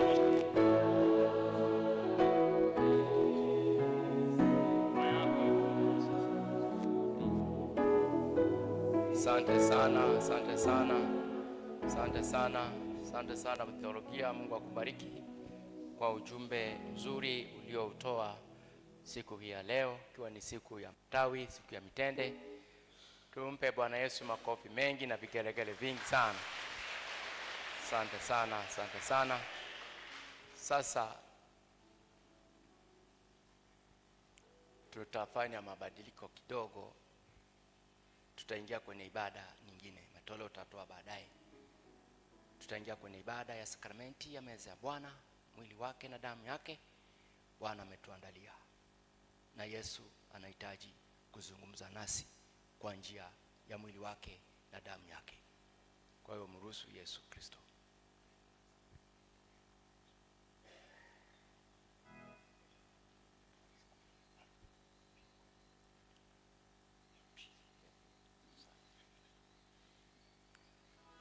Asante. Kwa hiyo wimbo tayari tumeshauri, wimbo namba 91, lakini tutaurudia, tutaitumia fungu moja tu la kwanza. Tutaingia kwenye ibada ya sakramenti ya meza ya Bwana. Kuombe mpendwa Mkristo, sharika mwenzangu. Bwana wangu, Mungu wangu, uzima wangu, umekutana na kufa kwa ajili yangu. Baada yetu ya inueni mioyo,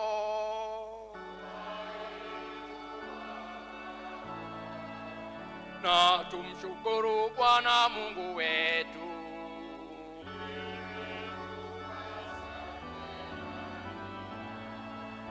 Imetupasa tena ni haki kila wakati na kila mahali kukushukuru Bwana mtakatifu, Baba mwenyezi, Mungu wa milele, kwa Kristo Bwana wetu. Kwanza tukutukuza kwa ajili ya ulimwengu wote ulioumba na kutuhifadhi katika yeye, kwa ajili ya taratibu ya uumbaji wako na kwa ajili ya vipawa vingi vya neema.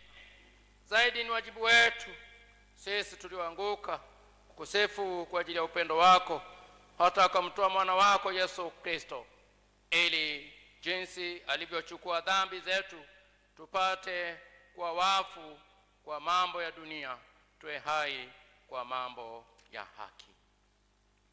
Baba, tukusifu kwa Roho wako Mtakatifu, kwa kuwa ndani yake tufahamu kwamba umetutia muhuri katika ubatizo, tuwe watu wako, ili tupate kuyatangaza matendo yako ya ajabu tuliyotuita kutoka gizani na kutuongeza kwenye utukufu wa nuru yako.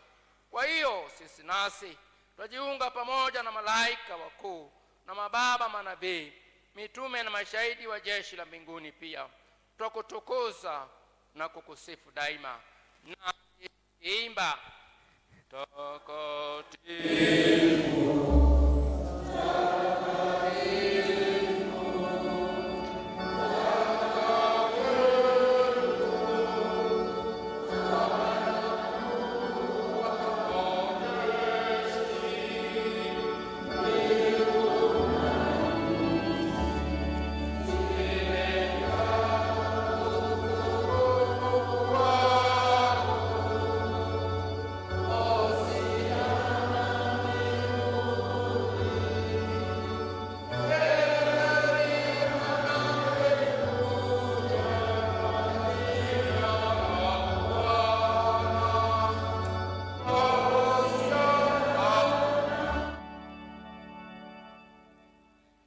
Baba wa mbinguni, ambaye kwa damu zako ulimtoa mwana wako pekee Yesu Kristo, ili wote wanaomwamini wawe na uzima wa milele.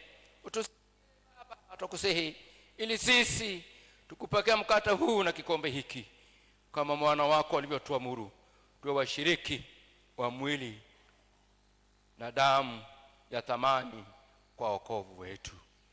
Pendwa washarika, Yesu anahitaji kuzungumza nasi kupitia mwili wake na damu yake. Anasema, kwa kuwa Bwana wetu Yesu Kristo siku ile iliyotolewa alitoa mkate, naye akaushukuru, akaumega, akawapa wanafunzi wake akisema, twaeni mle, huu ndio mwili wangu uliotolewa kwa ajili yenu. Fanyeni hivi kwa ukumbusho wangu. Amen. Na vivi baada ya kula akakitoa kikombe, akashukuru, akawapa akisema, nyweni nyote katika hiki, kwa maana hii ndio damu yangu ya agano jipya, imwagikayo kwa ajili yenu na kwa ajili ya wengi kwa ondoleo la dhambi. Fanyeni hivi kila mnywapo kwa ukumbusho wangu. Amen. Baba, kufa kwake twakutangaza, kufufuka kwake twakukiri, kurudi kwake twakutazamia. Utukufu una wewe Bwana. Kwa hiyo Baba, tukutolea sifa na shukrani zetu kwa ajili ya mwana wako Yesu Kristo aliyejitoa msalabani kwa ajili yetu mara moja. Tukushukuru Baba kwa ajili ya kufuka kwake kwa weza na kupaa kwake mbinguni, ambapo tuombea daima na watukubali katika yeye. Tukusihi tujaze Roho Mtakatifu wako, ili tupate tuwe na umoja katika kanisa lako ambalo unalikusanya kutoka mataifa, kwa yeye ndani yake. Iwe kwako Mungu Baba Mwenyezi, katika umoja wa Roho Mtakatifu, heshima yote na utukufu daima hata milele na milele. Amen. Baraka na shukrani na uweza zina Mungu wetu.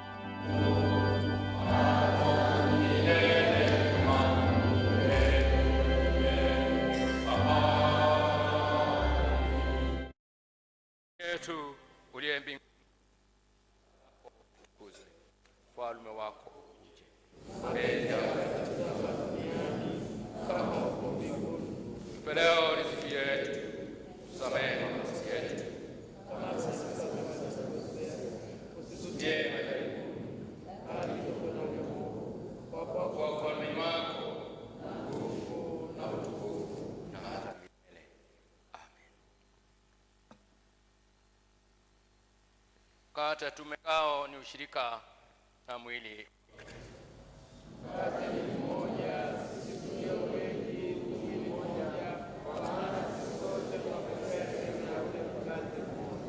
Tuseme yale maneno, tustahili kuikaribia meza yako Bwana mwenye neema, kwa kumtegemea haki yetu wenyewe, ila kwa rehema zako sisi hatustahili kuwa chini ya meza yako.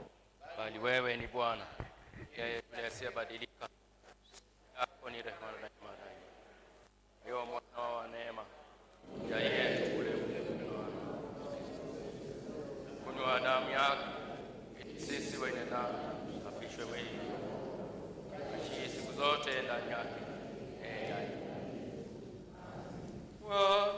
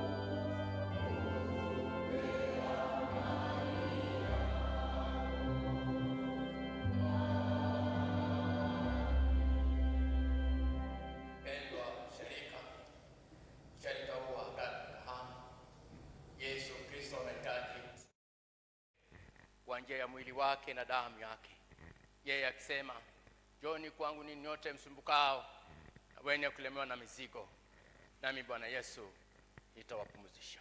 Katika jina la Mungu Baba, Mwana, Roho Mtakatifu. Amen. Karibuni, mwili wake na damu yake vimewekwa tayari. Bwana wabariki sana. Dhambi zangu kuu, ukeshana kuomba tu, ananiongoza miguu, sikukuu, sikukuu ya kuoshwa dhambi zangu kuu.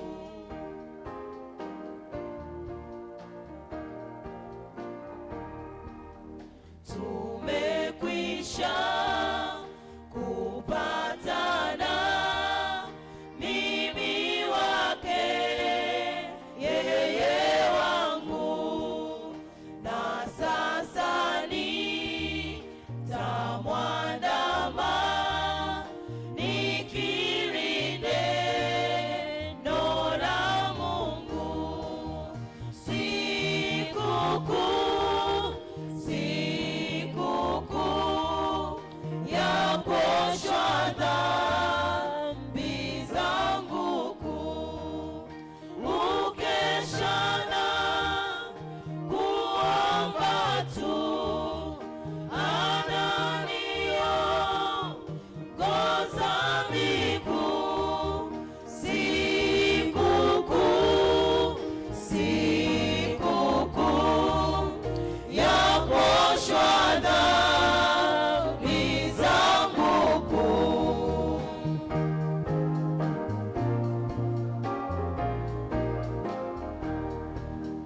Moyo tulia kwa Bwana, kiini cha raha yako, una njia mbili tena, Yesu ndiye njia yako. Sikukuu, sikukuu ya kuoshwa dhambi zangu kuu, ukeshana kuomba tu, ananiongoza miguu, sikukuu, sikukuu ya kuoshwa dhambi zangu kuu.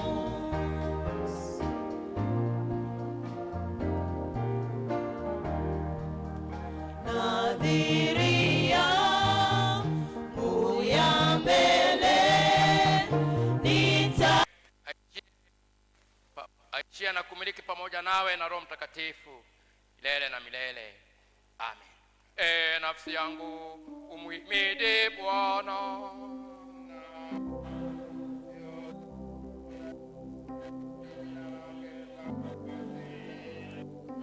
Nafsi yangu umhimidi Bwana.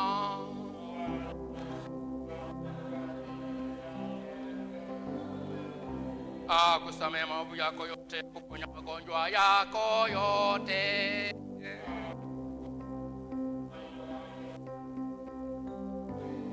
Akutia taji ya fadhili na rehema.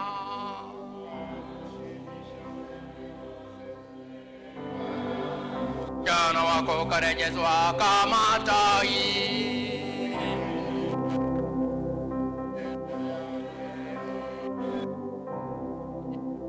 Yake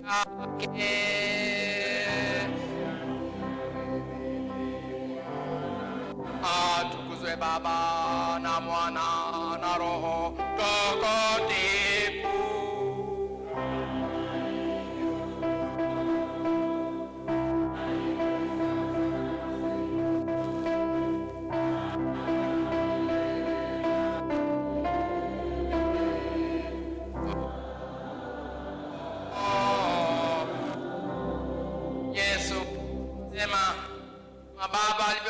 kama mimi nami niwapeleka katika jina la Mungu Baba na la Mwana na Roho Mtakatifu.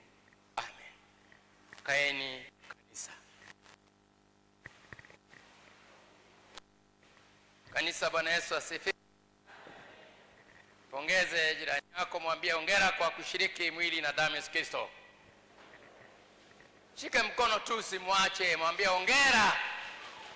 Hongera wewe uliobaki sasa. Kesho tunaanza Juma Takatifu, kutengeneza mambo yetu. Na sasa tumebaki na matoleo mawili kwa muda uliobaki. Sasa naomba tutumie vizuri. Kwaya ya Msamaria tumebaki na toleo la imarisha jimbo pamoja na shukrani ya sakramenti ya meza ya Bwana. Kwani sisi sote tu hekalu la Bwana, imetupasa tuwe watakatifu kama Mungu wetu alivyo mtakatifu. Usiruhusu uchafu hekaluni, kwani sisi sote tu hekalu la Bwana.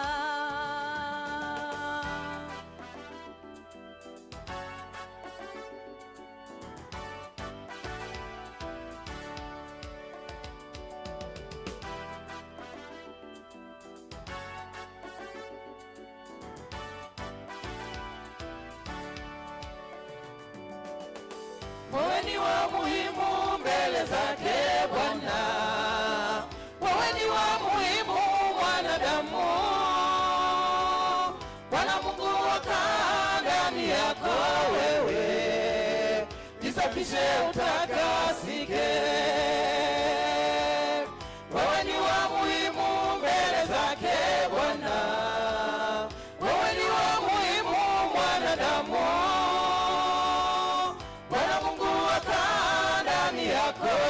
Wewe jisafishe utakasike.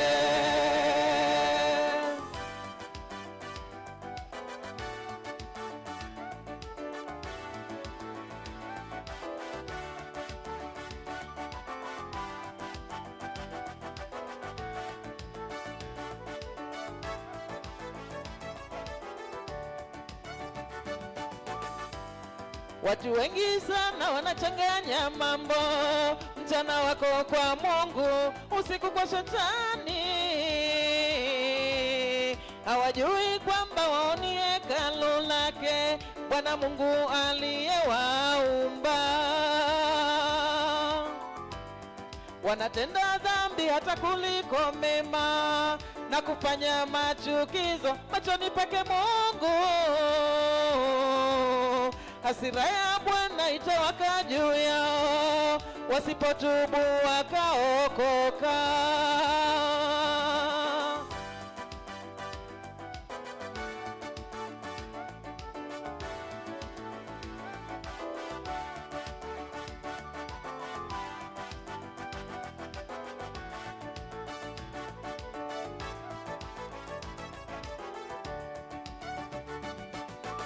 Wewe ni wa muhimu mbele zake Bwana, wewe ni wa muhimu mwanadamu. Bwana Mungu akaa ndani yako wewe, jisafishe utakasike. Wewe ni wa muhimu mbele zake Bwana, wewe ni wa muhimu mwanadamu. Bwana Mungu akaa ndani yako wewe, jisafishe utakasike. Johnny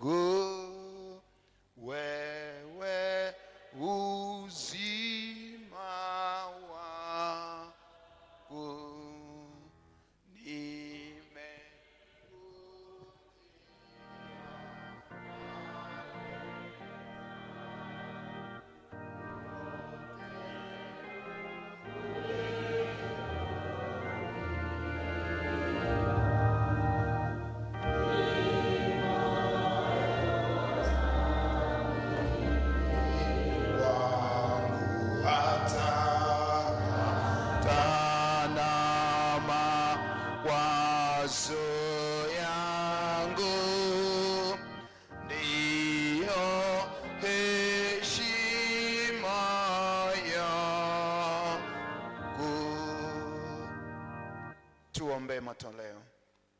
Mungu mwenye neema na rehema, umemtoa mwanao pekee Yesu Kristo afe kwa ajili ya dhambi zetu, ili tupate kuhesabiwa haki na kuwa washiriki wa Roho Mtakatifu. Tunakuomba uyapokee matoleo haya tukuleteao sasa, na miili na roho zetu viwe dhabihu iliyo hai ya kukupendeza na takatifu machoni pako, wa Yesu Kristo mwana wako na Bwana wetu. Amen. Nimrudishie Bwana nini?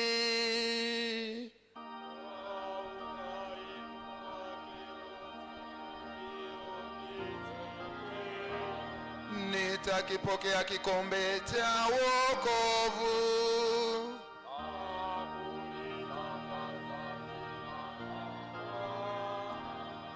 Bwana, hakika mimi ni mtumishi wako.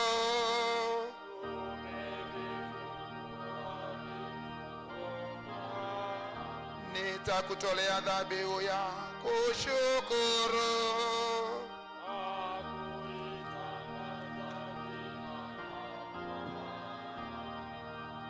Mwenyezi Mungu Baba wa rehema, umeagiza maombezi yafanyike kwa ajili ya wote. Twakuomba uliongoze kanisa lako takatifu ili lidumu na kukua katika umoja na ushuhuda wake. Ulimwenguni mote imani yetu izidi. Tunaiombea serikali yetu ya Tanzania, uipe neema, ituongoze katika mema yote, nchi iwe na amani, nasi tuishi katika amani na kuwa na mafanikio na kubarikiwa katika kazi zetu zilizo halali mbele zako, kazi mbalimbali, tusipatwe na mabaya. Tunawaombea wote wenye shida mbalimbali, walio wagonjwa miongoni mwetu, katika usharika wetu wa Agape, tukiwakumbuka ndugu zetu wako, wengine wamelala nyumbani na wengine wamelazwa hospitalini.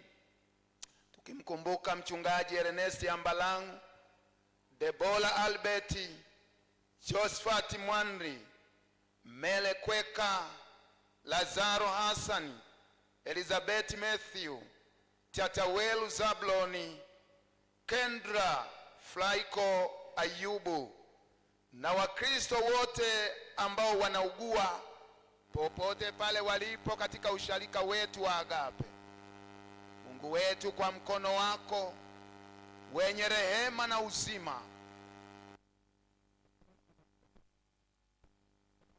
wa neno lako, Mfalme, tuna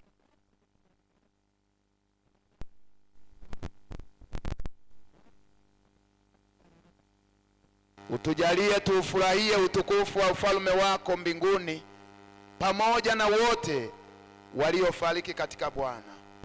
Utujalie hayo Baba, kwa ajili yake Yesu Kristo, yeye aliye mwombezi wetu pekee. Amen. Baba yetu uliye mbinguni, jina lako litukuzwe, ufalme wako uje, mapenzi yako yatimizwe hapa duniani kama yatimizwavyo mbinguni. Tupe leo riziki yetu, utusamehe makosa yetu kama sisi tunavyowasamehe wanaotukosea, usitutie majaribuni, bali utuokoe na yule mwovu, kwa kuwa ufalme ni wako na nguvu na utukufu hata milele. Amen. Bwana akae nanyi.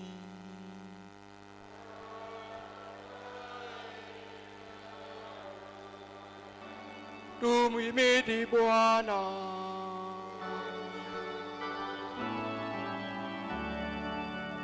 Pokeni baraka zake ninyi nyote, na mtegemea Yesu Kristo aliyetufia pale msalabani, anayeteswa kwa ajili ya dhambi zetu. Bwana akubarikie na kukulinda. Bwana kuangazie nuru za uso wake na kukufadhili.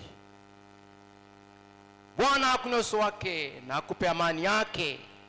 Nini mliofika katika ibada hii ya kwanza, mlipoingia na hata mtakapotoka, tangu sasa na hata milele, katika jina la Mungu Baba na la Mwana na Roho Mtakatifu. Amen. Amen. Amen. Amen.